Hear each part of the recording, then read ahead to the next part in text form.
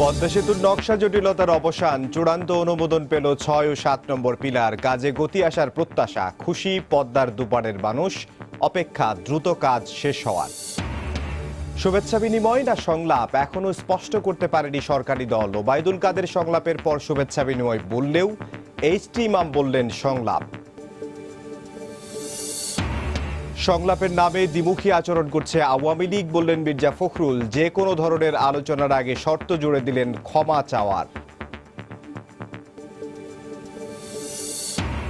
শাহজালাল বিজ্ঞান ও প্রযুক্তি বিশ্ববিদ্যালয়ে ছাত্রের আত্মহত্যার ঘটনায় সামাজিক যোগাযোগ মাধ্যমে সমালোচনার ঝড়। কর্তৃপক্ষের তদন্ত কমিটি গঠন, রহস্য উদ্ঘাটনে তৎপর পুলিশ। এবং ব্রেক্সিট চুক্তি নিয়ে ব্রিটিশ পার্লামেন্টে চলছে চূড়ান্ত বিতর্ক। ভোটাভুটিতে নির্ধারিত হবে ইউরোপিয়ান ইউনিয়নে যুক্তরাজ্যের ভবিষ্যৎ। থেরেসা মের হারের আশঙ্কা।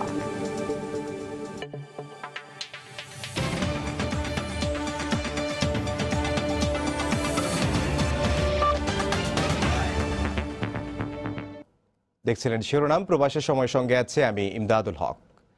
অবশেষে শতভাগ সমাধান হলো পদ্মা সেতুর নকশা জটিলতার।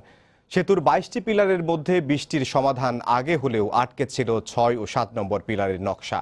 মঙ্গলবার এ দুটি পিলারের সংশোধিত নকশাও চূড়ান্ত অনুমোদন দিয়েছে সেতু কর্তৃপক্ষ।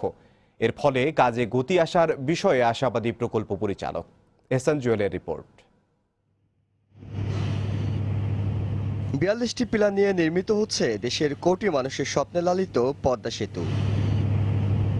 সেতু নির্মাণের আনুষ্ঠানিক কাজের সূচনা হয়েছিল মাওয়া প্রান্তে ৬ নম্বর পিলার দিয়ে। তবে সেখানে সৃষ্টি হয় ভয়াবহ জটিলতা। এই অংশে নদীর তলদেশের মাটির গঠনের কারণে কিছুতেই বসানো যাচ্ছিল না পিলার। প্রায় ১২৪ মিটার দৈর্ঘ্যের ৬টি খুঁটি দিয়ে তৈরি করা হচ্ছিল এক একটি পিলার। ওই জটিলতার সমাধান না হওয়ায় দ্রুত কাজ সরিয়ে নেওয়া হয় জাজিরা প্রান্তে। সেখানে নদীর তলদেশের মাটিতে সমস্যা না থাকায় একের পর এক বসানো হয় পিলার ও স্প্যান। একই সঙ্গে কাজ চলে মাওয়া প্রান্তের নকশা জটিলতা সমাধানের। দেশি বিদেশি ৬টি প্রতিষ্ঠান প্রায় ১ বছর ধরে এই কাজ চালিয়ে শুরুতে এক একটি পিলারে ৬টির জায়গায় ৭টি করে খুঁটি বসিয়ে সমস্যা সমাধানের চেষ্টা করা হয়। এ পদ্ধতিতে কয়েকটি পিলারে কাজ হলেও কিছু কিছু পিলারে যোগ করা হয় বিশ্বে প্রথমবারের মতো স্টিলের পাইলে টেম প্রযুক্তি। এভাবে চলে সমাধানের চেষ্টা। যখন সবগুলো টেস্ট করা হলো, সবগুলো পিয়ারে দেখা যাচ্ছে যে আমরা প্রায় ২২টা পিয়ারে ভিন্ন রকমের সয়েল পাচ্ছি। তো এটা করতে যাইয়া আমাদেরকে কিছু টেস্ট করতে হলো, লোড টেস্ট, যেটা সময় লাগে অনেক বেশি। টেস্ট প্যাডগুলো লোড টেস্ট করতে প্রায় বছরখানেক সময় চলে গেছে বেশি। এই বছরের শেষের দিকে আমরা সিদ্ধান্ত নিতে পারলাম যে ওটার রিডিজাইন করা হলো। এই কয়েকটা পিয়ারে রিডিজাইন করা হয়েছে। তবে এত সব চেষ্টায়ও কাজ হয়নি ৬ ও ৭ নম্বর পিলারে। এখন সংশোধিত নকশায় সেখানে প্রতিটি পিলারে ১০৪ মিটার দৈর্ঘ্যের ৭টি করে খুঁটি বসানো হবে। এই ৭টির মধ্যে ৩টি খুঁটি সাধারণভাবে এবং ৪টি খুঁটি বসানো হবে স্কিন গ্রাউটিং করে। বাকি কাজ তাই দ্রুত শেষ হবে বলে আশাবাদী প্রকল্প পরিচালক। মেটেরিয়াল, ইকুইপমেন্ট, ম্যান পাওয়ার বাড়িয়ে আমাদের প্রোগ্রেসটাকে আরো ভালো করা যায়। এতদিন যে সমস্যাগুলো ছিল, আমরা অনেকগুলো স্প্যান রেডি আছে, বসাতে পারছি না। এখন এই সমস্যাটা কেটে গেছে। মাওয়া প্রান্তে নকশার সমাধান হলেও এ প্রান্তে স্প্যান দেখতে হলে অপেক্ষা করতে হবে আরও বেশ কয়েক মাস। পদ্মা সেতুর কাজে গলার কাটা হয়েছিল ৬ ও ৭ নম্বর পিলারটি। নকশা সংশোধনের ফলে তার অবসান হয়েছে। নতুন করে কোনো জটিলতা তৈরি না হলে বলা যেতে পারে পদ্মা সেতুর কাজে আপাতত কোনো সমস্যাই নেই। তাই আশা করা যেতে পারে আগামী কিছুদিনের মধ্যে একটির পর একটি নতুন নতুন পিলার উঠবে, আর সেখানে দৃশ্যমান করা সম্ভব হবে নতুন নতুন স্প্যান। এহসান জুয়েল, সময় সংবাদ, মাওয়া, মুন্সিগঞ্জ। এদিকে পদ্মা সেতুর নকশা জটিলতা কেটে যাওয়ায় খুশি পদ্মার দুপারের মানুষ। এখন সেতুর কাজ দ্রুত শেষ হওয়ার অপেক্ষায় তারা। সব ঝামেলা কেটে গেছে, পদ্মা সেতু তাড়াতাড়ি হয়ে যাবে, দ্রুত গতিতে কাজ শেষ হয়ে যাবে। পুরো ওকে হয়ে গেছে গা। এখন আমাদের স্বপ্নের পদ্মা সেতু আমরা এখন অতি নিকটে। আশা করি কাজটা অনেক তাড়াতাড়ি আগাবে এবং আমরা খুব তাড়াতাড়ি ঢাকা যেতে পারবো। এতে আমরা অনেক খুব খুশি। দক্ষিণবঙ্গের মানুষ খুব উপকৃত হবে এবং বাণিজ্যিকভাবে আমরা সচ্ছল হব। তাড়াতাড়ি হবে পদ্মা সেতু, আর বিলম্ব হবে না, দেরি হবে না। এখন আমাদের ব্রিজ খুব তাড়াতাড়ি হয়ে যাবে ইনশাল্লাহ। আমরা স্বপ্নের ব্রিজ দেখতে পারবো, এটি আমাদের প্রত্যাশা। রাজনৈতিক দলগুলোর সঙ্গে প্রধানমন্ত্রী আবারও সংলাপে বসবেন নাকি গণভবনে শুধুই শুভেচ্ছা বিনিময় হবে, এ বিষয়টি এখনো স্পষ্ট করতে পারেনি সরকারি দল। সংলাপ প্রসঙ্গে মঙ্গলবার ভিন্ন ভিন্ন বক্তব্য দিয়েছেন দলের সাধারণ সম্পাদক ওবায়দুল কাদের ও প্রধানমন্ত্রীর রাজনৈতিক উপদেষ্টা এইচ.টি. ইমাম। দলগুলোর সঙ্গে সংলাপ অনুষ্ঠিত হবে এমনটা এইচ.টি. ইমাম স্পষ্ট করলেও ওবায়দুল কাদের বলছেন, সংলাপের খবর মনগড়া। একাদশ জাতীয় সংসদে নির্বাচিত সংসদ সদস্যদের শপথ গ্রহণ ও নতুন মন্ত্রিপরিষদ গঠনের পর রাজনীতির মাঠে গুঞ্জন, আবারও দলগুলোর সঙ্গে সংলাপে বসছেন প্রধানমন্ত্রী শেখ হাসিনা। রোববার দলের এক যৌথ সভায় রাজনৈতিক দলগুলোর সঙ্গে মতবিনিময় সভার ইঙ্গিত দেন ওবায়দুল কাদের। তার একদিন পরে বিষয়টি স্পষ্ট করে তিনি বলেন, সংলাপ নয়, গণভবনে নির্বাচন পরবর্তী শুভেচ্ছা বিনিময় করবেন আওয়ামী লীগ সভাপতি। যাদের সাথে সংলাপ হয়েছে তাদেরকে তিনি আবার আমন্ত্রণ করবেন, তাদেরকে আহ্বান করবেন, নিমন্ত্রণ করবেন, তাদের সাথে কিছু মত বিনিময় করবেন। এই জাতীয় নির্বাচন নিয়ে সংলাপের কোনো প্রয়োজন নেই। দলগুলোকে তিনি গণভবনে আমন্ত্রণ জানাতে চান নির্বাচন পরবর্তী শুভেচ্ছা বিনিময়ের জন্য। মঙ্গলবার ধানমন্ডি ৩২ নম্বরে বঙ্গবন্ধুর প্রতিকৃতিতে শ্রদ্ধা জানানো শেষে প্রধানমন্ত্রীর রাজনৈতিক উপদেষ্টা এইচ.টি. ইমাম জানান, রাজনৈতিক দলগুলোর সঙ্গে সংলাপেই বসছেন প্রধানমন্ত্রী। আমাদের মাননীয় প্রধানমন্ত্রী আবার বলেছেন যে উনি আরেকটি সংলাপ করবেন। সেই সংলাপে সকল পার্টি যারা এর আগের সংলাপে অংশগ্রহণ করেছিলেন তাদেরকেও উনি আমন্ত্রণ করেছেন। আমন্ত্রণ জানানো। এর কিছুক্ষণ পরে মহানগর উত্তর আওয়ামী লীগ আয়োজিত এক বর্ধিত সভায় ওবায়দুল কাদের বলেন, সংলাপের বিষয়টি সাংবাদিকদের মন গড়া। প্লিজ, আমি সাংবাদিক বন্ধুদের কাছে বলব, প্রধানমন্ত্রী একবারও সংলাপের কথা বলেন। আমি বলেছি আমন্ত্রণ জানাবেন, আমি তো সংলাপের কথা বলি। বেলায়েত হোসাইন, সময় সংবাদ, ঢাকা। এদিকে সংলাপের নামে আওয়ামী লীগ দ্বিমুখী আচরণ করছে বলে মন্তব্য করেছেন বিএনপি মহাসচিব মির্জা ফখরুল ইসলাম আলমগীর। মঙ্গলবার দুপুরে ঢাকা মেডিকেল কলেজ হাসপাতালে যুবদলের আহত এক নেতাকে দেখতে গিয়ে সাংবাদিকদের একথা বলেন তিনি। এ সময় মির্জা ফখরুল আরও বলেন, যে কোনো আলোচনার আগে ওবায়দুল কাদেরকে জনগণের কাছে ক্ষমা চাইতে হবে। ব্লুপ্রিন্ট করেছিল যে কেউ জানবে না, তা ফাঁকা মাঠে ঠিকই গোল দিয়ে দেবে। নির্বাচনকে পক্ষে নেওয়ার জন্য যত রকমের কৌশল দরকার তারা তা নিয়েছে। কাদের সাহেবকে গিয়ে বলেন প্রথমেই জাতির কাছে মাপ চাইতে। জাতির সঙ্গে যে ভয়াবহ একটা মিথ্যাচার তারা করেছেন, সেই মিথ্যাচারটার জন্য তারপর অন্যান্য জাতি, দল, মৎস্যকরের সঙ্গে আলোচনা করার একটা পথ তৈরি হবে। তথ্য প্রযুক্তি খাত সহ ভিশন 2021 বাস্তবায়নে জাপান বাংলাদেশের পাশে থাকবে। প্রধানমন্ত্রী শেখ হাসিনার সঙ্গে সৌজন্য সাক্ষাতে কথা জানিয়েছেন জাপানের অর্থনৈতিক সংস্কার বিষয়ক মন্ত্রী তোশিমিৎসু মোতেগি। মঙ্গলবার সকালে প্রধানমন্ত্রীর কার্যালয়ে সাক্ষাৎ করেন তিনি। এ সময় বাংলাদেশ ও জাপানের দীর্ঘদিনের বন্ধুত্বপূর্ণ সম্পর্কের কথা উল্লেখ করে ভবিষ্যতে দুদেশের অর্থনৈতিক ও উন্নয়ন সহযোগিতা আরও বাড়বে বলে আশাবাদ ব্যক্ত করেন জাপানি মন্ত্রী। এরপর বাংলাদেশে নিযুক্ত নেপালের রাষ্ট্রদূত চোপলাল ভোসাল প্রধানমন্ত্রীর সঙ্গে বিদায়ী সাক্ষাৎ করেন। দায়িত্ব পালনকালে সহযোগিতার জন্য প্রধানমন্ত্রীকে ধন্যবাদ জানান রাষ্ট্রদূত।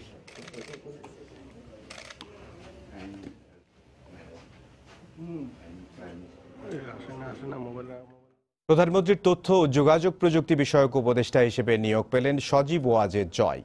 মঙ্গলবার এ বিষয়ে প্রজ্ঞাপন জারি করেছে প্রধানমন্ত্রীর কার্যালয়। প্রজ্ঞাপনে বলা হয়েছে, প্রধানমন্ত্রী নিজ ক্ষমতা বলে সজীব ওয়াজেদ জয়কে তাঁর তথ্য ও যোগাযোগ প্রযুক্তি বিষয়ক উপদেষ্টা হিসেবে নিয়োগ দিয়েছেন। সজীব ওয়াজেদ জয় এই দায়িত্ব পালনে প্রধানমন্ত্রীর নির্দেশ ও পরামর্শ অনুযায়ী কাজ করবেন এবং এই নিয়োগ খণ্ডকালীন ও অবৈতনিক। গত রোববার প্রধানমন্ত্রী শেখ হাসিনার 5 জন উপদেষ্টাকে পুনরায় নিয়োগ দিয়ে প্রজ্ঞাপন জারি করে মন্ত্রিপরিষদ বিভাগ।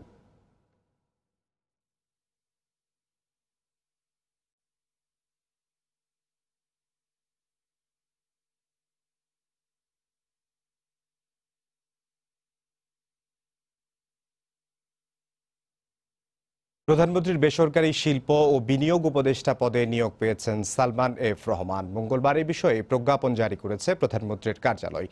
প্রজ্ঞাপনে বলা হয়েছে, গণপ্রজাতন্ত্রী বাংলাদেশ সরকারের প্রধানমন্ত্রীর রুলস অব বিজনেসের প্রদত্ত ক্ষমতা বলে বেসরকারি শিল্প ও বিনিয়োগ উপদেষ্টা হিসেবে সালমান এফ রহমানকে নিয়োগ দিয়েছেন।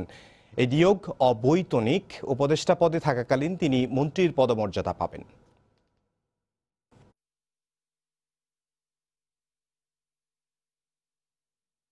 বিদ্যুৎ খাতের উন্নয়নে আন্তরিকতার সঙ্গে দায়িত্ব পালনের আহ্বান জানিয়েছেন প্রধানমন্ত্রীর বিদ্যুৎ বিষয়ক উপদেষ্টা তৌফিকি ইলাহি চৌধুরী। মঙ্গলবার দুপুরে রাজধানীর বিদ্যুৎ ভবনে এক সংবর্ধনা অনুষ্ঠানে বিদ্যুৎ বিভাগের কর্মকর্তাদের উদ্দেশ্যে একথা বলেন তিনি। এ সময় প্রধানমন্ত্রীর বিদ্যুৎ বিষয়ক উপদেষ্টা হিসেবে আবারও দায়িত্বে নিযুক্ত হওয়ায় ফুল দিয়ে শুভেচ্ছা জানান বিভিন্ন পর্যায়ের কর্মকর্তা কর্মচারীরা।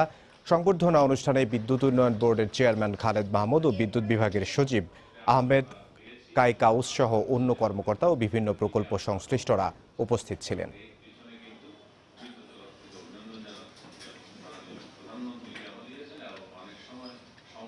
ক্রিয়েটিভ ওয়েতে সমস্যার সমাধান, যেমন আমাকে সবসময় একটা সমস্যা আমাকে বাদ করে যে এই যে পিক লোড অফ পিক লোডের যে ডিফারেন্স, এটা এভাবে যদি থাকে আমরা তো এই খরচ বন্ধ করতে পারবো। তো এটা আপনাদের চিন্তা করতে হবে কিভাবে ছলে বলে কৌশলে কিভাবে এটাকে আমরা সবাই মিলে এটাকে সমাধান করতে। তাহলে হবে কি, আমাদের খরচ কমবে, আমাদের বিদ্যুৎ উৎপাদন সাধারণ মানুষের ক্রয় ক্ষমতার মধ্যে থাকবে। প্রবাসের সময় আরও থাকছে। প্রধানমন্ত্রী ও বিভিন্ন সরকারি কর্মকর্তার সই জালিয়াতির অভিযোগে রাজধানী থেকে গ্রেফতার 6, মোটা অঙ্কের টাকা হাতিয়ে নিত চক্রটি, ব্রিফিংয়ে সিআইডি।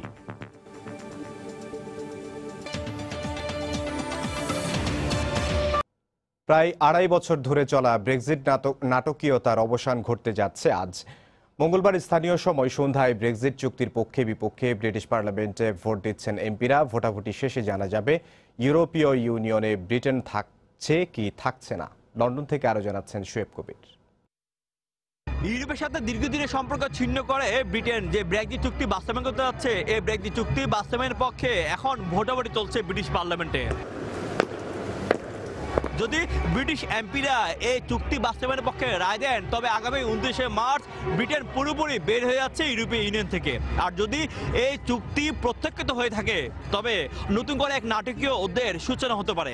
এই চুক্তি যদি প্রত্যাখ্যাত হয়, তবে ব্রিটিশ প্রধানমন্ত্রী নতুন বিকল্প প্রস্তাবনা আনতে সময় পাবেন 3 দিন।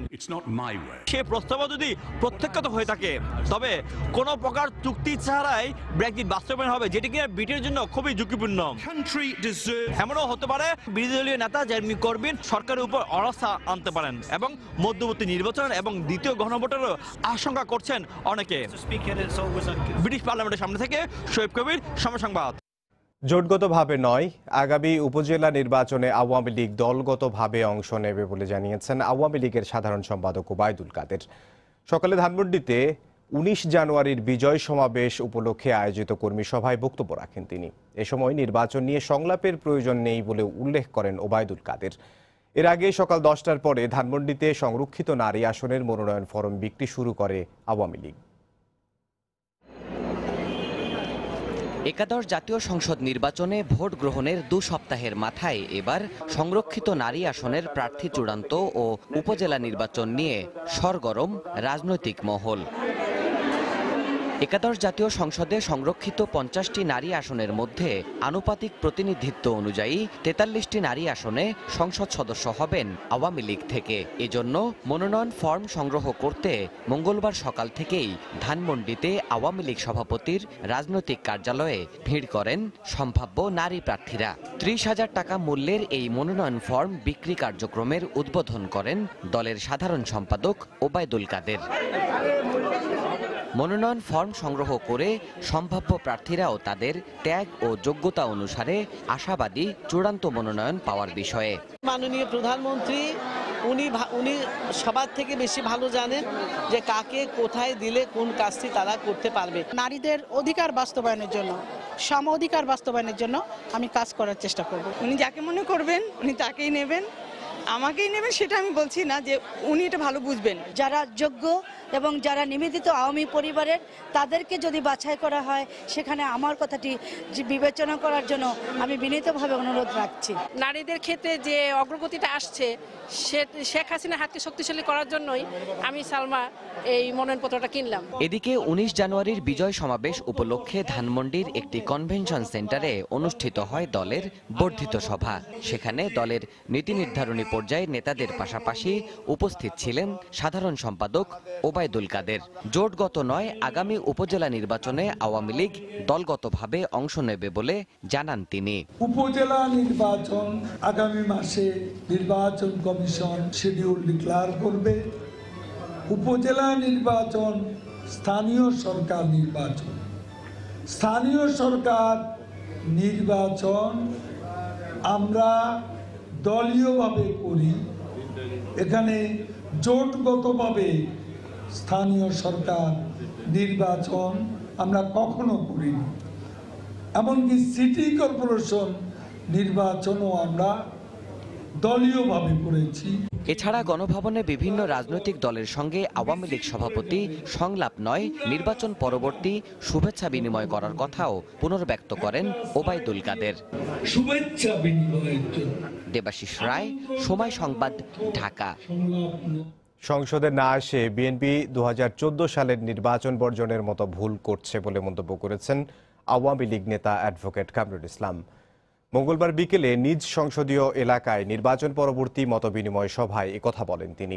পরপর 3 বার কেরানীগঞ্জ থেকে সংসদ সদস্য নির্বাচিত হওয়ায় এলাকার মানুষ তাকে শুভেচ্ছা জানান। সদ্য অনুষ্ঠিত জাতীয় নির্বাচন সারা বিশ্বের কাছে গ্রহণযোগ্য হয়েছে উল্লেখ করে তিনি বলেন, বিএনপি জামায়াতের সঙ্গে জোট করায় দেশের মানুষ তাদের প্রত্যাখ্যান করেছে। উন্নয়নের কারণে নির্বাচনে আওয়ামী লীগের বড় জয় এসেছে বলেও মন্তব্য করেন ঢাকা 2 আসনের এই সংসদ সদস্য।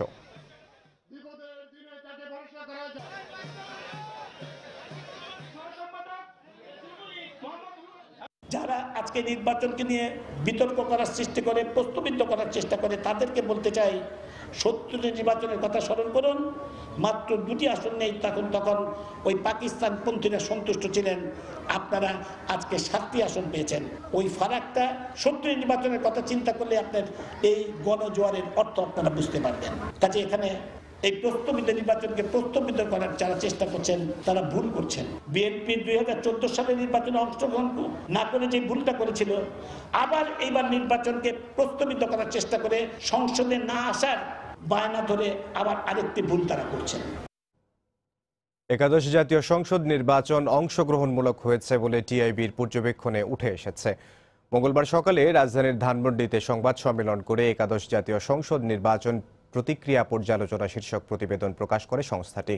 তবে নির্বাচন ঘিরে যেসব অভিযোগ উঠেছে সেগুলোর বিচার বিভাগীয় তদন্তের দাবি জানানো হয় সংবাদ সম্মেলনে। যদিও অংশগ্রহণমূলক নির্বাচন হয়েছে এই অর্থে যে সব রাজনৈতিক দল নির্বাচনে অংশগ্রহণ করেছেন, তবে এটিকে আংশিক অংশগ্রহণমূলক বলা যেতে পারে। তার কারণ হচ্ছে যে প্রার্থিতা ছিল দলের, সবগুলো দলের, কিন্তু সবগুলো দলের সমান প্রচারণা ছিল না। বিশেষ করে ভোটারদেরও সমান, তাদের অধিকার অনুযায়ী, তাদের প্রত্যাশা অনুযায়ী ভোট দেওয়ার মতো সমান সুযোগ ছিল না। সেই জায়গা থেকে এইটুকুন আমরা বলতে চাই যে যেভাবে এবারকার নির্বাচনটা পরিচালিত হয়েছে সেটার ভিতর প্রচুর ত্রুটি ছিল। আমি আশা করব যে নির্বাচন কমিশন এই ত্রুটিগুলি যে যে অভিযোগ এসেছে কিংবা যে প্রশ্নগুলি এসেছে সেটা গুরুত্ব সহকারে দেখবেন, দেখে সেই ত্রুটিগুলি যাতে পুনরাবৃত্তি না হয় সেটার চেষ্টা করবেন। এদিকে নির্বাচনে কোনো ত্রুটি থাকলে নির্বাচন কমিশন সে ব্যাপারে পদক্ষেপ নেবে বলে জানিয়েছেন আওয়ামী লীগের যুগ্ম সাধারণ সম্পাদক মাহবুবুল আলম হানিফ। টিআইবির বক্তব্যের প্রতিক্রিয়ায় মঙ্গলবার বিকেলে সাংবাদিকদের একথা বলেন তিনি। নির্বাচনের ত্রুটি আছে, ঢালাও এই ধরনের মন্তব্যের কোনো যৌক্তিকতা নেই। আর নির্বাচনের কোনো ত্রুটি ছিল কিনা সেটা নির্বাচন কমিশন ভালো বলতে পারবেন। আমরা মনে করি যে নির্বাচন স্বতঃস্ফূর্তভাবে হয়েছে, জনগণ নির্বাচনে অংশ নিয়েছেন। আগামী নির্বাচন এর চেয়ে আরো ভালোভাবে করা যায় কিনা সেটা নির্বাচন কমিশন ভেবে দেখতে পারেন। আমরা সবসময় চাই জনগণের উৎসবমুখর পরিবেশে, শান্তিপূর্ণ পরিবেশে নির্বাচন হোক, সেটা এবার হয়েছে। সিলেটের শাহজালাল বিজ্ঞান ও প্রযুক্তি বিশ্ববিদ্যালয়ের শিক্ষার্থী তাইফুর রহমান প্রতীকের মৃত্যুর ঘটনায় তদন্ত 3 সদস্যের কমিটি গঠন করা হয়েছে। রহস্য উদ্ঘাটনে তৎপরতা শুরু করেছে পুলিশও। এদিকে ময়নাতদন্ত শেষে প্রতীকের লাশ পরিবারের কাছে হস্তান্তর করা হয়েছে। সিলেট নগরীর কাজলশাহ এলাকার একটি বাসা থেকে সোমবার শাহজালাল বিজ্ঞান ও প্রযুক্তি বিশ্ববিদ্যালয়ের শিক্ষার্থী তাইফুর রহমান প্রতীকের ঝুলন্ত লাশ উদ্ধার করা হয়। এরপর থেকেই সামাজিক যোগাযোগ মাধ্যমে তার মৃত্যু নিয়ে শুরু হয় নানা গুঞ্জন। শিক্ষকদের রাজনীতির শিকার হয়েই আত্মহননের পথ বেছে নিয়েছেন অনার্সে প্রথম শ্রেণীতে প্রথম হওয়া প্রতীক, এমন অভিযোগ তোলেন অনেকে। পরিবারের বরাতে ওই অভিযোগ প্রকাশ হয় গণমাধ্যমেও। মঙ্গলবার তদন্ত কমিটি গঠনের সিদ্ধান্ত নেয় বিশ্ববিদ্যালয় প্রশাসন। অধ্যাপক ডক্টর বিলাল উদ্দিনের নেতৃত্বাধীন 3 সদস্যের কমিটির প্রতিবেদনের পরই ব্যবস্থা নেওয়ার কথা জানান উপাচার্য। আর তাতে আস্থা রাখছেন প্রতীকের বাবাও। আমরা বিশ্ববিদ্যালয় পরিবার সবাই খুব মর্মাহত, আর পুরো জিনিসটা নিয়ে আমরা একটা তদন্ত কমিটি করেছি, উচ্চ সক্ষমতা সম্পন্ন, তারা খুব গুরুত্ব সহকারে ব্যাপারটা দেখবেন। আমি আন্তাজে কাউকে ব্লেম করতে রাজি না, এখনো তদন্ত কমিটি বিসি সাহেব করেছেন, ওনারা দেখবেন, আর এটা আশ্বাস দিয়েছেন। মঙ্গলবার সিলেটের ওসমানী মেডিকেল কলেজ হাসপাতালে প্রতীকের মরদেহের ময়নাতদন্ত সম্পন্ন হয়। পরে পুলিশ ও বিশ্ববিদ্যালয় প্রশাসনের উপস্থিতিতে লাশ পরিবারের কাছে হস্তান্তর করে হাসপাতাল কর্তৃপক্ষ। তার মোবাইল আমরা চেক করেছি, এটা আমরা পরবর্তীতে তদন্ত করে দেখব এটা কোনো অন্য কোনো ব্যাপার আছে কিনা। তার পরিবার সদস্যরা এসেছিলেন, কিন্তু স্পেসিফিকলি কোনো তারা অভিযোগ করেননি। তারা আইনানুগভাবে যেটা বের হয় সেটাই মেনে নেবেন। তাইফুর রহমান প্রতীক বিশ্ববিদ্যালয়ের জেনেটিক ইঞ্জিনিয়ারিং ও বায়োটেকনোলজি বিভাগের মাস্টার্স শেষ পর্বের শিক্ষার্থী ছিলেন। তার মৃত্যুর ঘটনায় কোতোয়ালি থানায় একটি অপমৃত্যু মামলা করেছে পুলিশ। সময় সংবাদ, সিলেট। মাদারীপুরে বিয়ে ভেঙে দেয়ায় এক মাধ্যমিক পরীক্ষার্থীকে কুপিয়ে জখম করেছে বখাটেরা। গুরুতর আহত অবস্থায় তাকে হাসপাতালে ভর্তি করা হয়েছে। এ ঘটনায় জড়িতদের কঠোর শাস্তির দাবি জানিয়েছেন স্বজন ও সহপাঠীরা। অভিযোগ খতিয়ে দেখে ব্যবস্থা নেয়ার আশ্বাস দিয়েছে পুলিশ। প্রেমের প্রস্তাব প্রত্যাখ্যান করায় হামলার শিকার হয়ে হাসপাতালে কাতরাচ্ছে মাদারীপুরের এই শিক্ষার্থী। পুলিশ জানায় 1 বছর আগে কালকিনি উপজেলার সাহেবরামপুর এলাকার রোমন আকনের সঙ্গে বিয়ে ঠিক হয় ওই শিক্ষার্থীর, কিন্তু পারিবারিক কারণে বিয়ে ভেঙে যাওয়ার পর বিষয়টি মেনে নিতে পারেনি রোমনের ছোট ভাই শামুন। তখন থেকেই স্কুলে যাওয়ার পথে প্রায়ই ওই ছাত্রীকে উত্ত্যক্ত করার পাশাপাশি প্রেমের প্রস্তাব দিয়ে আসছিল শামুন, কিন্তু এতে রাজি না হওয়ায় আরো ক্ষিপ্ত হয়ে ওঠে সে। এরই ধারাবাহিকতায় মঙ্গলবার সকালে স্কুলে যাওয়ার পথে ছাত্রীর ওপর দলবল নিয়ে হামলা চালায় শামুন। এ সময় ধারালো অস্ত্র দিয়ে মাথায় ও পেটে আঘাত করে পালিয়ে যায় তারা। আহত অবস্থায় তাকে উদ্ধার করে উপজেলা স্বাস্থ্য কমপ্লেক্সে ভর্তি করেন স্থানীয়রা। মাথার যখন বাড়ি দিছি, বাড়ি এসে চাচার সামনে আগাইতেছে, চাচারে কয় এদিকে আগাবি না, এদিকে আগাবি না, এদিকে আগাবি না, হ্যাঁ কয়। হে আবার করছি কি, ওখান থেকে মানুষ বলেন যে তোরা কেটা কমে আসছিস, একটা মেয়েরে মারিয়া লাইতেছে। হয়তো কোনো ভারী কিছু দিয়ে ওর মাথায় আঘাত করা হয়েছে, মেবি ওরকম একটা আমরা আঘাত পেয়েছি। ওখানে আমাদের সেলাই লেগেছে, আর মুখে ম্যাক্সিলারি বোনের পাশে ওখানে একটু অ্যাব্রেশন আছে। এই ঘটনার তীব্র প্রতিবাদ জানিয়ে সুষ্ঠু বিচার দাবি করেছেন আহত শিক্ষার্থীর সহপাঠীরা। তার যে এরকম নৃশংসভাবে যে এরকম করছে তার বিচার চাই। কঠিন থেকে কঠিনতম শাস্তি হয়, যাতে আর কোনো ছেলে এইসব দেখে দেন আর কিছু না করতে পারে। বিষয়টি খতিয়ে দেখে ব্যবস্থা নেওয়ার আশ্বাস দিয়েছে পুলিশ। লিখিত বিষয়ে মামলা দিলে আমরা প্রয়োজনীয় আইনগত ব্যবস্থা নিতে পারবো। যারা এই ঘটনার সাথে জড়িত তাদেরকে আমরা আইনের আওতায় আনতে পারবো। আহত শিক্ষার্থী কালকিনি পাইলট বালিকা উচ্চ বিদ্যালয়ে এ বছরের মাধ্যমিক পরীক্ষার্থী। সময় সংবাদ, মাদারীপুর। ব্রাহ্মণবাড়িয়ায় গাছের সঙ্গে ধাক্কা লেগে বরযাত্রীবাহী মাইক্রোবাস দুর্ঘটনায় 5 জন নিহত হয়েছেন। এ ঘটনায় আহত হয়েছেন আরও 4 জন। মঙ্গলবার দুপুরে ঢাকা সিলেট মহাসড়কের বিজয়নগর উপজেলার বীরপাশায় এই দুর্ঘটনা ঘটে। ইসলামপুর পুলিশ ফাঁড়ির পরিদর্শক জানান, ব্রাহ্মণবাড়িয়া থেকে সিলেটগামী একটি মাইক্রোবাস বিজয়নগর উপজেলার বীরপাশায় পৌঁছালে চালক নিয়ন্ত্রণ হারিয়ে ফেলেন। এ সময় মাইক্রোবাসটি সড়কের পাশে গাছের সঙ্গে সজোরে ধাক্কা খায়। এতে ঘটনাস্থলেই এক দম্পতিসহ 5 জন মারা যান। গুরুতর আহত হন মাইক্রোবাসে থাকা অপর 4 জন। আহতদের হবিগঞ্জের মাধবপুর উপজেলা স্বাস্থ্য কমপ্লেক্সে পাঠানো হয়।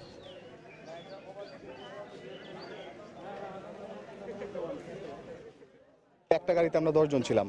ওই গাড়িটা বিপাশার মোড়, সম্ভবত এই জায়গায় একটা জায়গা আছে, এই জায়গায় টার্ন নেওয়ার সময় স্পিডটা বেশি ছিল, উল্টা যায়।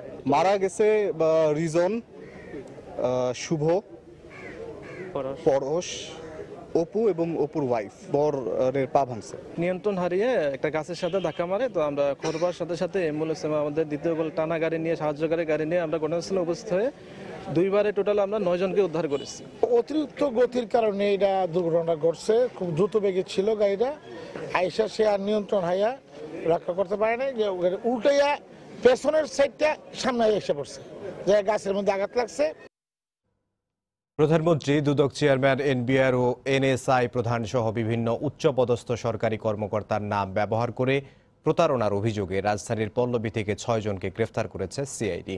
তাদের কাছ থেকে প্রধানমন্ত্রীর জাল স্বাক্ষর সম্বলিত প্যাড উদ্ধার করা হয়। দুপুরে সিআইডি কার্যালয়ে সংবাদ সম্মেলনে জানানো হয়, এই চক্রটি প্রধানমন্ত্রী সহ বিভিন্ন কর্মকর্তার স্বাক্ষর জাল করে প্রতারণা করে আসছিল। বিশেষ করে ব্যাংকে কারো মোটা অঙ্কের টাকা আটকে থাকলে তা উদ্ধার করে দেয়া, বিভিন্ন মসজিদ মাদ্রাসার জন্য প্রধানমন্ত্রীর কার্যালয় থেকে অনুদান এনে দেওয়ার কথা বলে টাকা হাতিয়ে নিত তারা। সিআইডি জানায়, প্রতারণার মাধ্যমে এখন ৪২ লাখ টাকা আত্মসাতের প্রমাণ পেয়েছেন তারা। এই ঘটনায় পল্লবী থানায় প্রতারণার মামলা করা হয়েছে। আমরা তাদের ধরেছি এভাবে, যারা ভিকটিম তাদের আরও টাকা দেওয়ার কথা ছিল ওই দিন। তখন আমাদের টিম তারাও সম্ভাব্য ভিকটিম হতে চায়, এরকমভাবে এই প্রতারক চক্রের সঙ্গে যোগাযোগ করে তারপরে তাদের ধরেছে। এবং আমরা সেই ভিডিও জব্দ করেছি, যে ভিডিওতে এই প্রতারক হেলাল বলছে যে মানে প্রধানমন্ত্রীর বিরুদ্ধে কথা বলছেন, এমনভাবে সে কথা বলেছে যেন মনে হয়েছে যে সে প্রধানমন্ত্রীর খুবই কাছের লোক। এভাবে সে প্রধানমন্ত্রীর সম্মান মর্যাদা হানি করার কাজেও লিপ্ত ছিল। রাজধানীতে সড়ক এবং ট্রাফিক ব্যবস্থাপনায় শৃঙ্খলা ফেরাতে আবারও অভিযান শুরু করেছে ঢাকা মেট্রোপলিটন পুলিশ। ট্রাফিক শৃঙ্খলা পক্ষ নামের এই অভিযান চলবে ৩১শে জানুয়ারি পর্যন্ত। এতে জনসাধারণকে ট্রাফিক আইন মেনে চলতে পরামর্শ দেওয়ার পাশাপাশি কর্তব্যরত ট্রাফিক সদস্যরা যানবাহনের কাগজপত্র পরীক্ষা করেন। মঙ্গলবার সকাল থেকে শুরু হওয়া ট্রাফিক শৃঙ্খলা পক্ষের অভিযানে রাজধানীর শাহবাগ, বাংলা মোটর, ফার্মগেট, বিজয় সরণি সহ বিভিন্ন এলাকায় কর্তব্যরত ট্রাফিক সদস্যরা যানবাহনের কাগজপত্র পরীক্ষা করেন। এই সময় ট্রাফিক আইন অমান্য করায় মামলা দেওয়া হয় বেশ কয়েকটি গণপরিবহনকে। এছাড়া পথচারীদের জেব্রা ক্রসিং মেনে রাস্তা পারাপার, ফুটপাত এবং ওভারব্রিজ ব্যবহারে উৎসাহিত করা হয়। ট্রাফিক বিভাগকে এ কাজে সহায়তা করে রেড ক্রিসেন্ট, রোভার স্কাউট সহ স্বেচ্ছাসেবী বিভিন্ন সংগঠনের সদস্যরা। আইনগুলো একটু কঠোর হওয়া প্রয়োজন, কারণ আমাদের কিছু আইন আছে যেগুলো খুব ব্যবহার হয় না, এগুলো মানুষকে সচেতন করতে হবে। ট্রাফিক সিগন্যাল মানছে না, জেব্রা ক্রসিং বা ফুট ওভার ব্রিজ ব্যবহার করছে না। আমরা চাচ্ছি যে তারা foot over bridge, zebra crossing ব্যবহার করুক। দুপুরে ট্রাফিক শৃঙ্খলা পক্ষ উদ্বোধন করে স্বরাষ্ট্রমন্ত্রী বলেন, ঢাকাবাসী যাতে ট্রাফিক আইন মেনে চলেন সেজন্য সচেতনতামূলক প্রচারণা চালানো হবে এই কার্যক্রমে। সবাই যেন ট্রাফিক আইনটা মেনে চলেন, সবাই যেন তাদের নিকটস্থ ফুট ওভার ব্রিজটা কিংবা আন্ডারপাসটা ইউজ করেন, যত্রতত্র গাড়ি পার্কিং না করেন। এই বিষয়ে ঢাকা মহানগর পুলিশ কমিশনার আসাদুজ্জামান মিয়া জানান, আইন প্রয়োগের পাশাপাশি ট্রাফিক শৃঙ্খলা ফিরিয়ে আনাই হবে ট্রাফিক শৃঙ্খলা পক্ষের মূল উদ্দেশ্য। খুব শীঘ্রই ফুটপাত হকারমুক্ত করতে অভিযান চালানো হবে বলেও জানান তিনি। এবার প্রায় 57টি পয়েন্টে আমরা চেকপোস্ট বসিয়েছি, যার মধ্য দিয়ে আইন প্রয়োগের পাশাপাশি ট্রাফিক শৃঙ্খলা ফিরিয়ে আনা এবং ফিরিয়ে আনার জন্য জনগণকে উদ্বুদ্ধ করা। আজ থেকে শুরু হওয়া আইন শৃঙ্খলা বাহিনীর এই উদ্যোগকে স্বাগত জানিয়েছে সাধারণ মানুষ।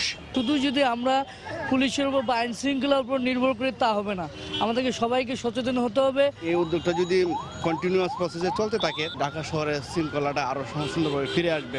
গত বছরের 29 জুলাই রাজধানীর কুর্মিটোলায় বাস চাপায় 2 শিক্ষার্থী নিহতের ঘটনার পর সড়কের শৃঙ্খলা ফেরাতে 2018 সালে 5 থেকে 14 আগস্ট ঢাকা মহানগরীতে পালন করা হয় ট্রাফিক সপ্তাহ। এরপর 5 সেপ্টেম্বর থেকে 30 সেপ্টেম্বর মাসব্যাপী পালন করা হয় ট্রাফিক সচেতনতা মাস। সর্বশেষ 24 থেকে 31 অক্টোবর ট্রাফিক সপ্তাহ পালন করে ঢাকা মেট্রোপলিটন পুলিশের ট্রাফিক বিভাগ। শাহরিয়ার জামান দ্বীপ, সময় সংবাদ, ঢাকা। রাজধানীর পল্টনে ফিটনেসবিহীন যানবাহনের বিরুদ্ধে অভিযান চালিয়েছে বিআরটি এর মোবাইল কোর্ট। ফিটনেস ও কাগজপত্র না থাকায় এ সময় 15টি যানবাহনের বিরুদ্ধে মামলা করা হয়। আদায় করা হয় 18,000 টাকা জরিমানা। বিআরটি এর নির্বাহী ম্যাজিস্ট্রেট শেখাওয়াত হোসেন জানান, নিয়মিত কার্যক্রমের অংশ হিসেবে মঙ্গলবার সকাল 10:30 থেকে দুপুর 12:30 পর্যন্ত চলে এই অভিযান। এ সময় গাড়ির ফিটনেস, কাগজপত্র এবং নির্দিষ্ট স্থানে ভাড়ার তালিকা আছে কিনা তা পরিদর্শন করা হয়। বিআরটিএ-কে এ কাজে সহযোগিতা করে ঢাকা মেট্রোপলিটন পুলিশ। যতদিন পর্যন্ত ফিটনেসবিহীন গাড়ি সড়কে থাকবে ততদিন এই অভিযান চলবে বলেও জানানো হয়।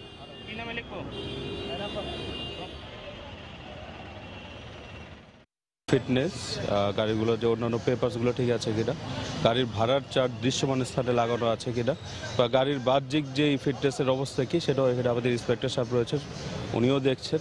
যদি এগুলোতে কোনো ব্যত্যয় হয়ে থাকে তাহলে আমরা আইনানুগ ব্যবস্থা গ্রহণ করছি। রাজধানীর বিভিন্ন স্থানে ভেজাল বিরোধী অভিযান চালিয়েছে ঢাকা দক্ষিণ সিটি কর্পোরেশনের ভ্রাম্যমাণ আদালত। পচা বাসি খাবার রাখা, অস্বাস্থ্যকর উপায়ে খাবার তৈরি ও পরিবেশন সহ বিভিন্ন অনিয়মের অভিযোগে বিভিন্ন স্থানে 9 জনকে কারাদণ্ড দেওয়া হয়। এছাড়া বিভিন্ন প্রতিষ্ঠানকে জরিমানা করা হয়েছে 5,59,000 টাকা।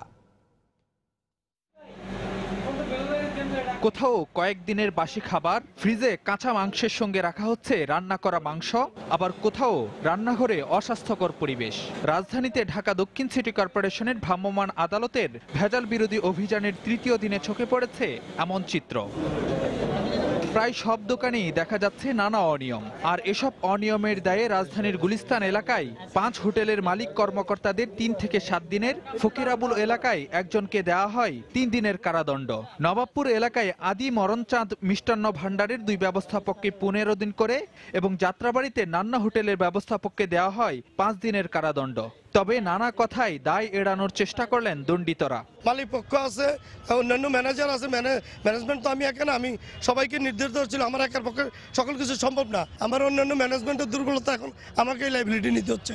এদিকে অস্বাস্থ্যকর উপায়ে খাবার তৈরি, লেবেলবিহীন খাবার বিক্রি সহ বিভিন্ন অভিযোগে বেশ কয়েকটি প্রতিষ্ঠানকে মোট 5,59,000 টাকা জরিমানা করে ভ্রাম্যমাণ আদালত, যার মধ্যে গুলিস্তান এলাকায় হাজি বিরিয়ানিকে 1,65,000 টাকা, পেনাং রেস্টুরেন্টকে 1 লাখ টাকা, নবাবপুর এলাকায় গোলাপ শাহ বেকারিকে 1 লাখ টাকা জরিমানা করা হয়। দীর্ঘদিনের খাবার, পচা খাবার এবং গন্ধযুক্ত খাবার এবং ক্ষেত্র বিশেষে আপনার ছত্রাক পড়ে থাকা খাবার দেখা যাচ্ছে, এগুলা জনস্বাস্থ্যের জন্য হুমকি স্বরূপ। সেক্ষেত্রে কারাদণ্ড প্রদান করেছে এবং ক্ষেত্র বিশেষে অর্থদণ্ড প্রদান করেছে। ঢাকা দক্ষিণ সিটি কর্পোরেশনের ভেজাল বিরোধী অভিযান চলবে আরও 4 দিন। ফারুক ভূঁইয়া, রবিন, সময় সংবাদ, ঢাকা। বিভাগীয় শহরে উন্নীত হওয়ার পর 8 বছর কেটে গেছে। দীর্ঘ এ সময়েও রংপুর রেলওয়ে স্টেশন নিয়ে জেলাবাসীর হতাশা কাটেনি। দেশের বিভাগীয় স্টেশনগুলোর বেশিরভাগই আধুনিকায়ন প্রকল্পের আওতায় এলেও উত্তরের এই জনপদ সেই সুবিধা থেকে বঞ্চিত। শাকিল মাহমুদের ক্যামেরায় রতন সরকারের রিপোর্ট। কখনো ভিখারির গান, কখনো হকারের হাকডাক, হুইসেল বেলের টুংটাং শব্দে দৃশ্যপট বদলায় প্রতিটি ট্রেনের আসা যাওয়ার সঙ্গে।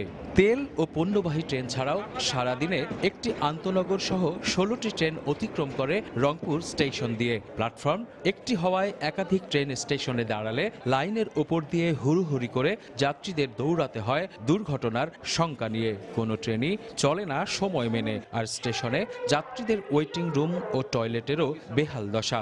অপরিচ্ছন্নতা, দুর্গন্ধ আর দুরবস্থা বিমুখ করছে যাত্রীদের। আরেকটা প্ল্যাটফর্মের দরকার, যেহেতু ওই সাইডে মা বোনরা অনেকেই আছে, যেহেতু যেরকম উঠতে চায় স্লিপ করে পড়ে যায়, পা হাত ভাঙে যায়। ভিতরে গেলে ওখানে থাকলে মনে করেন টাকা চাই 5 টাকা করে। প্ল্যাটফর্ম পরিষ্কার নাই, প্লাস হচ্ছে আপনার টয়লেট একটা ভালো, সেই টয়লেটটা নাই।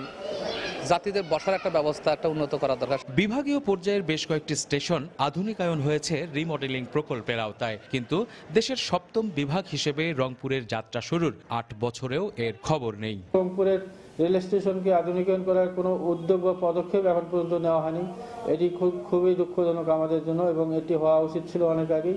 স্টেশন কর্তৃপক্ষ রিমডেলিং প্রকল্পের বিষয়ে জ্ঞাত নয়, তবে টুকটাক কিছু সংস্কারের কথা জানালেন কর্মকর্তা। বিভাগীয় শহর হিসেবে রংপুর স্টেশনের আরও ডেভেলপমেন্ট প্রয়োজন। এখানে আন্তনগর ট্রেনের পর্যাপ্ত সার্ভিসেরও প্রয়োজন।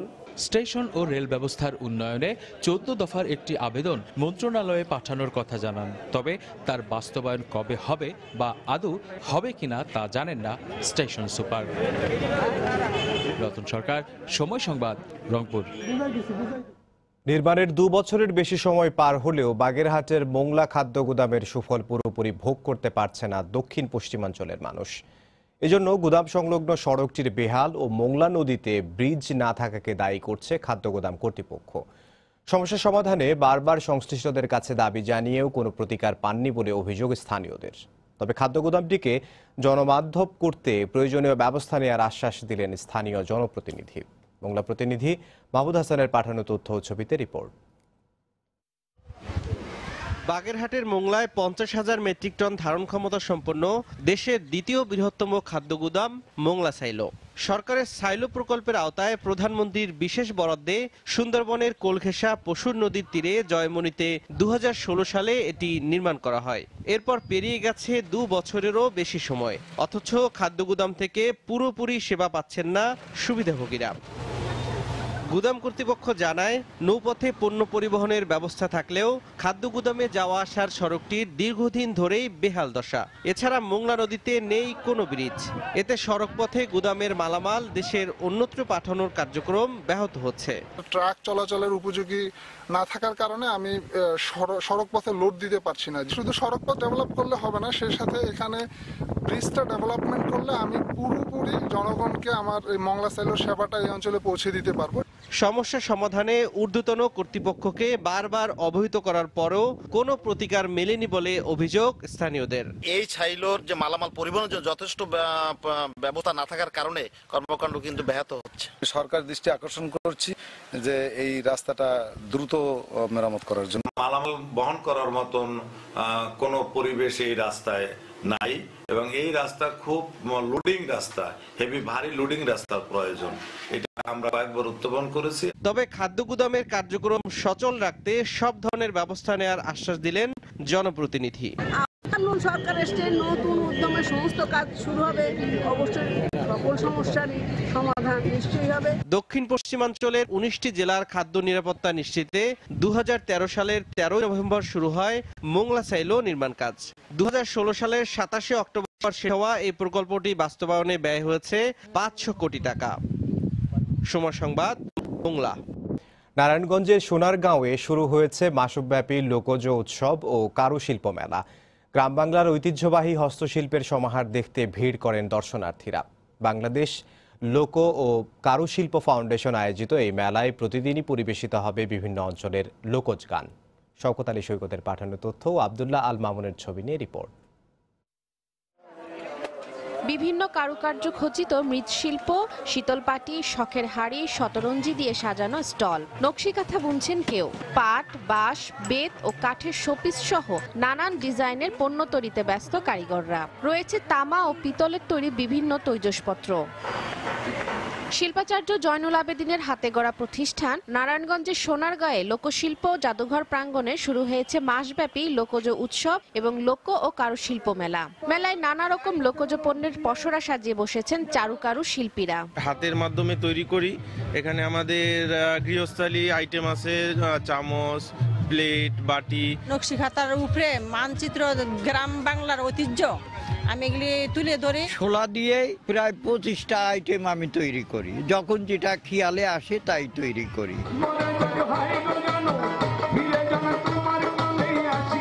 মেলাকে আরো উৎসব মুখর করতে প্রতিদিন বিকাল ৩টা থেকে রাত ৯টা পর্যন্ত থাকছে বাউল গান, জারি সারি, মুর্শিদি সহ ছড়া পাঠের আসর। রয়েছে পুঁথিপাঠ, লাঠি খেলা, বায়োস্কোপ ও পিঠা মেলার আয়োজন। তো এখানে মাটির সাথে মিশছি, এখানে এসে আসলে অনেক ভালো লাগছে। পুরাতন জিনিসপত্রের সাথে আমাদের বাচ্চাদেরকে পরিচয় করাইলাম। প্রতি বছর এখানে আসি বাংলাদেশের হারিয়ে যাওয়া সংস্কৃতিগুলো দেখতে।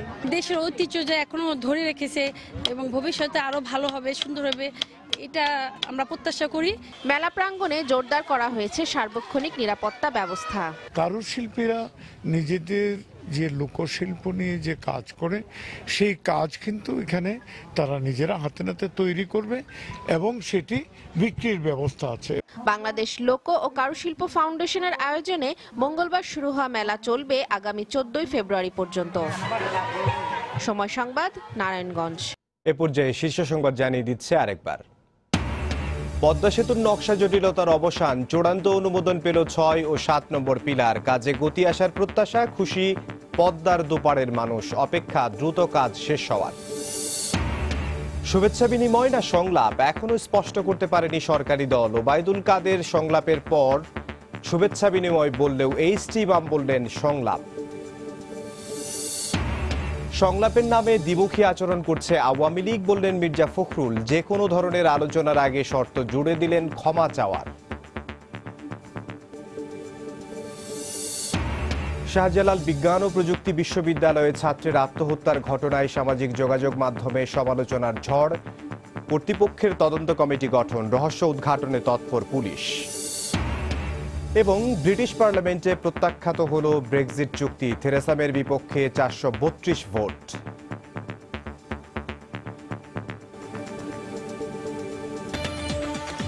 এই ছিল প্রবাসী সময়। যে কোনো খবর পেতে ভিজিট করুন সময়নিউজ.tv। আপনার মোবাইলে সময় সংবাদ দেখতে সব খবর পেতে ডাউনলোড করুন সময় অ্যাপ। এছাড়া এই মাত্র পাওয়া খবর আপনার মোবাইলে পেতে SMS করুন *BN লিখে পাঠিয়ে দিন 1624 নম্বরে। সঙ্গে থাকুন সময়।